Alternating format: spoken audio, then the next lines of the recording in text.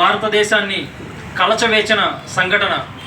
జమ్మూ కాశ్మీర్లో పర్యాటకులు భారతీయులపై ఉగ్రవాదులు చేసిన దాడి, భారతీయులు చనిపోవడం చాలా చాలా బాధాకరం. ఈ సంఘటన దృష్టిలో పెట్టుకొని పవన్ కళ్యాణ్ గారు 3 రోజుల పాటు సంఘీభావం తెలపమని రాష్ట్రం మొత్తం సర్క్యులేషన్ పంపించడం జరిగింది. అందులో భాగంగా మన కొండేపి నియోజకవర్గంలో ఈరోజు 3వ రోజు సింగరాయకొండ కార్యాలయంలో ఏర్పాటు చేయడం జరిగింది.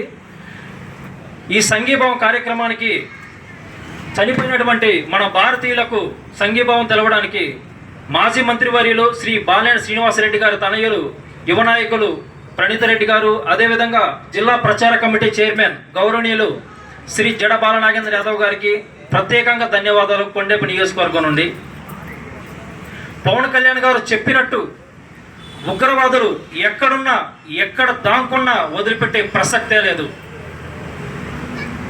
అదేవిధంగా ముఖ్యంగా మన కొండపి నియోజకవర్గంలో జనసేన పార్టీ గ్రామ స్థాయి నుంచి అభివృద్ధి చెందాలి, డెవలప్ అవ్వాలంటే బాలినేని శ్రీనివాసరెడ్డి గారు లాంటి గొప్ప నాయకులు, సీనియర్ నాయకులు రావాలి. అటువంటి నాయకులు ఇంకా మరెంతోమంది రావాలని చెప్పేసి మనస్ఫూర్తిగా కోరుకుంటున్నాం. అదేవిధంగా నేను ఒక చరిత్ర చదువుకున్నాను. ఉయ్యాలవాడ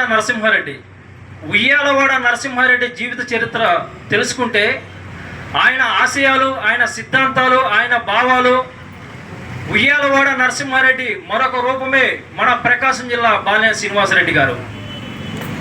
ఎందుకంటే బాలినేని శ్రీనివాసరెడ్డి గారికి తెలిసింది ఒకటే, కార్యకర్తలను కాపాడుకోవడం తెలుసు, ప్రజలకు న్యాయం చేయడం తెలుసు, ప్రజలకు అండగా నిలవడం తెలుసు.